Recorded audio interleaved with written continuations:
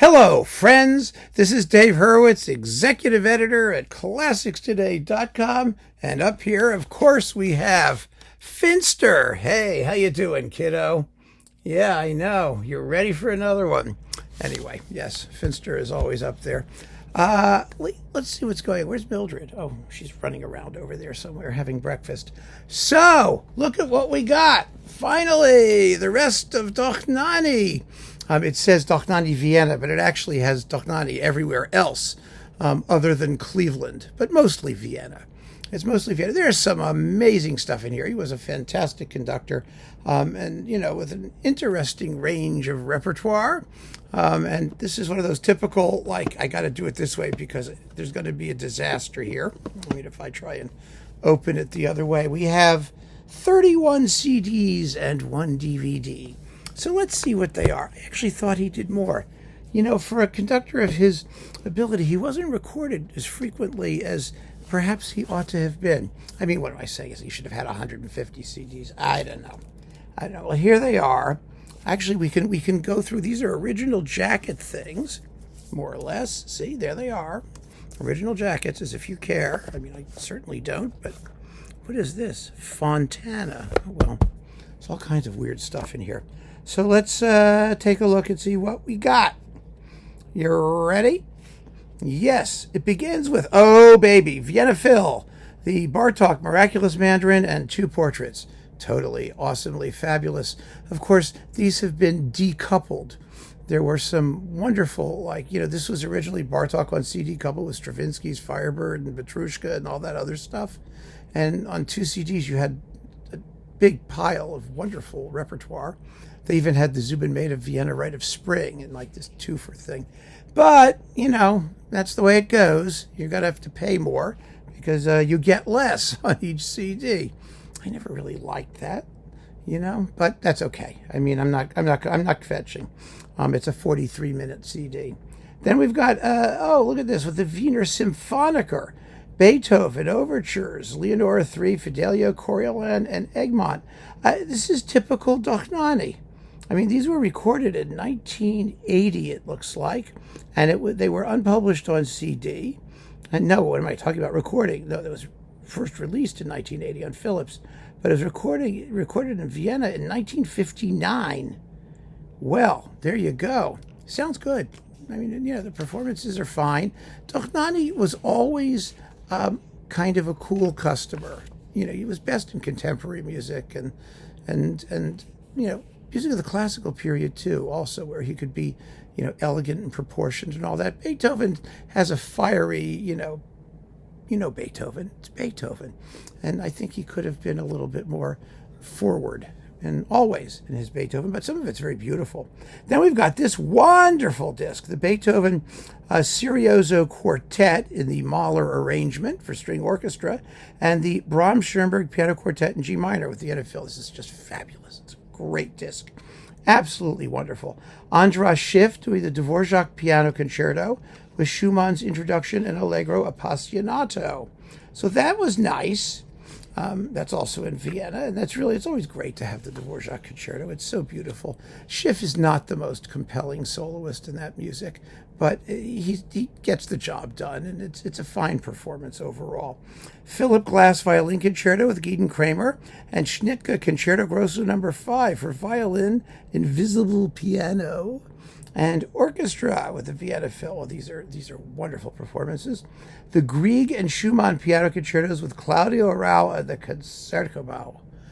These are a touch heavy-handed, shall we say. Arrau was a serious guy, and I can imagine performances that would benefit from a lighter touch and perhaps a little bit more fleetness of tempo. Arrau fans will, of course, like them. I've seen very, very different reviews of these performances. Everything from, it's Arrau, it's fabulous, it's serious, it's profound, to, oh my God, it's thick, it's heavy, it's horrible, it's whatever. I'm in the middle. There's sometimes I'm in the mood, and sometimes I'm not. Let's put it that way. It's not my reference by any stretch of the imagination. Mendelssohn, all of his Mendelssohn with Vienna Phil, the complete symphonies and Die erste Walpurgisnacht, He also did the Scottish and the Walpurgisnacht in Cleveland for Telarc, which was wonderful, but his Mendelssohn was always great.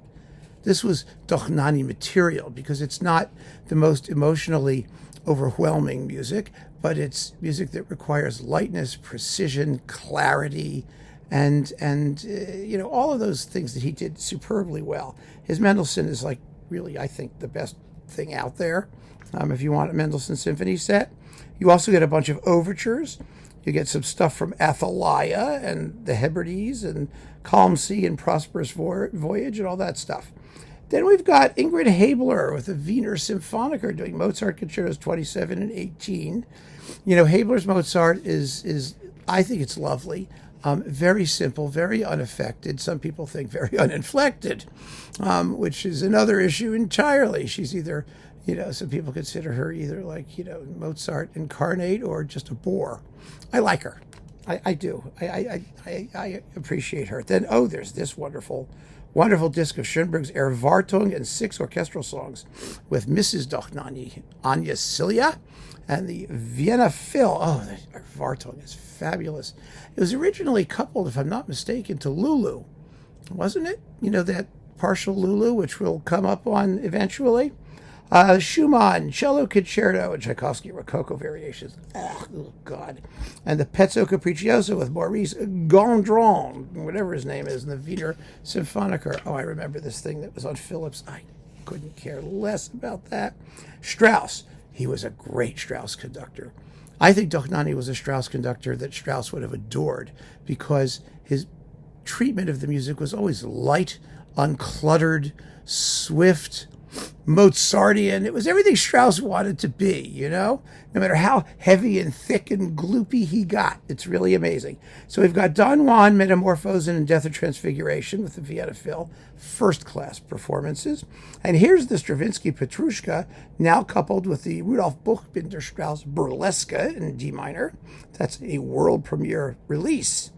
Well, there you go. You see, there's some stuff kicking around. It's a good performance, too. But the Petrushka's marvelous. And to get to hear the Vienna Phil play that, really play it, like they're not the Vienna Phil, like they can play Stravinsky, and they do. It's an absolute tribute to Dohnányi as a conductor. And here we have the Firebird next on CD 17. This is one of the great Firebirds. And you get the on-stage trumpets at the end blowing their high C's. You usually don't hear it. It's da da da da da da da da da da da da da. Does that thing, and then it goes da da da da da da ba da da da da da boom. Then the trumpets come in, bwah bwah bwah bwah, like that. That's all they do. but it's good to hear them. Usually it's left out because, what's the point, right? Tchaik 4 and the 1812 Overture with the Vienna Phil. It's not the most sticky Tchaikovsky you're going to hear in your life, but it's beautifully done. It makes all the right points. The 1812 Overture, it could be louder, but hey, Okay, early recordings on CD 19. These are weird. Okay, you've got Berlin Radio Symphony doing the Boccherini Minuet thing and the Schubert March Militaire. Oh, goodness. Liszt Mephisto Waltz, Schwanda der Dudelsachpfeifer, the bagpiper with the Munich Phil. Rossini's The Siege of Corinth Overture with the Bamberg Symphony. These are all first-time releases on CD and sometime on anything. Gounod Romeo and Juliet stuff with oh my goodness, Libero de Luca tenor, and the Berlin Radio Symphony. So we've got some strange things here, which are interesting to have. I listened to them and I wasn't, they're interesting to have. It's nice that they're there. You're not going to form an impression one way or another, particularly from that particular thing. Then we've got operas. Okay, Fidelio. The Fidelio is with, Gabriela Schnaut is Leonora, and she's pretty good. The problem with this Fidelio, I think, there are two problems. One is the Florestan. What is Florestan here? Yeah, Joseph Prochka. He doesn't seem terribly involved in Act 2, which is the only act he's in. So that sort of got to me. And also, I think Dohnányi's conducting, that sort of fleet, light. There's just much more heroism in this opera than Dohnányi realizes. And when the first act is more interesting than the second, you know you got a problem with Fidelio. Stick with Klemperer, you're in better shape. And then we've got, let's see, what else have we got here? Oh, here's the Lulu with Anya Celia, Brigitte Fassbender. This is a fabulous performance, but they don't do the complete work because at that point it hadn't been released. Serha's completion wasn't available, so they only did the first two acts, and then you get the Lulu Symphony with it. I think that came at the end, didn't it? And it's a fabulous performance. It's absolutely first class. Let's see, what do we got here? Is it still attached? Well, Act 1, Act 2. No, that's all you get on here. The Lulu Symphony was flying around somewhere, if I'm not mistaken. Berg, Wozzeck. Well, this is a oh, yeah, there's the Lulu Suite. Yes, it's attached to Wozzeck, pardon me. Along with the final scene from Salome with Anya Celia. And she was still in good voice then, and she sings this stuff wonderfully. But this is a wonderful Wozzeck with Eberhard Wechter, Anya Celia. It's just great. Absolutely great. Celia is fabulous as Marie. Wechter was a little controversial as Wozzeck. He was kind of a, well, you know, some people regard Wozzeck as a poet manqué. You know, he's a working schlub, but he has these sort of visionary moments, kind of like Peter Pears doing Peter Grimes, as opposed to John Vickers, who's just a thug, you know? Well, Wechter is kind of a thug. That's his Wozzeck, but it works. I mean, it works, and Dohnányi's marvelous. Then we've got Henze's Die Junge Lord. You know, Henze's best work is his theatrical stuff. I'm absolutely convinced. It's some of it is like actually worth tolerating. This is one of those. And let's see, who's in this? Oh, he's got famous people. Well, there are a few famous people in here, wasn't there? Well, maybe not. Yes, there we go. Edith Mathis. There, she's famous. But you know, this is as fine a performance as the work deserves. No texts and translations. That's an issue, for sure. Salome. Oh, with Catherine Malfitano, Kenneth Riegel, Hannah Schwartz, and Bryn Terfel. Bryn Terfel is like the ultimate Yochanan. Hannah Schwartz does a very good job as Herodias. I mean, she's not like, you know, Leonie Rieseneck or, you know, what's her name, who also did it and was just fabulous in the video with Teresa Stratas. I actually even kind of looked like Astrid Varna. Yeah, ooh, baby. But, you know, this is pretty good stuff. Malfitano was a very fine Salome. She didn't have the greatest voice for it, but boy, could she act.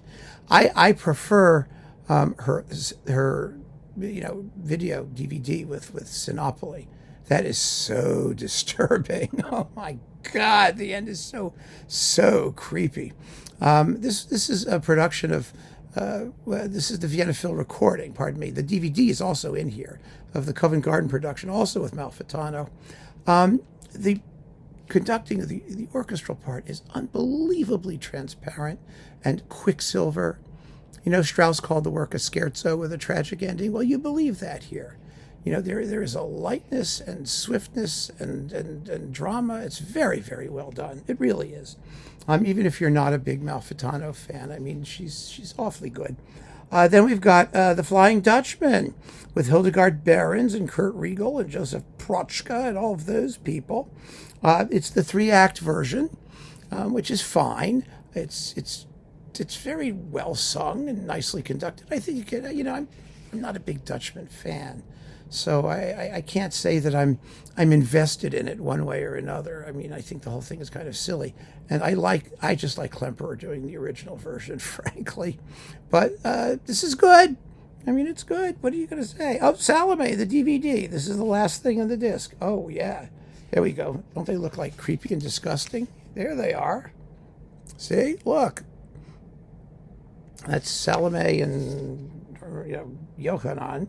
But in any case, you know, this is the Covent Garden production, like I said, and it has, like, most of the same people except Anya Celia's Herodias, and she's better than Hannah Schwartz, frankly. You know, she just digs into it. You know, your father was a cattle rancher, and you're disgusting. And anyway, so that's it. That's the edition. It's got a lot of really, really good stuff in it. I mean, the most important things, the Mendelssohn Symphony Cycle, I mean, all of that Richard Strauss stuff, the Mahler and Brahms Schoenberg Schubert thing. There's a lot of really, really good stuff. And the Stravinsky and Bartók is amazing. Absolutely amazing. And if you didn't have a chance to get those things, then this is the time. Because I know this is going to last for like about 30 seconds, So if the price is okay and you can swing it, I mean, Dohnányi was a distinctive and singular voice as a conductor, a wonderful musician who will be sorely missed. And this and the Cleveland box are two really, really powerful testaments to his ability. So keep on listening, friends. Thanks for joining me. Take care.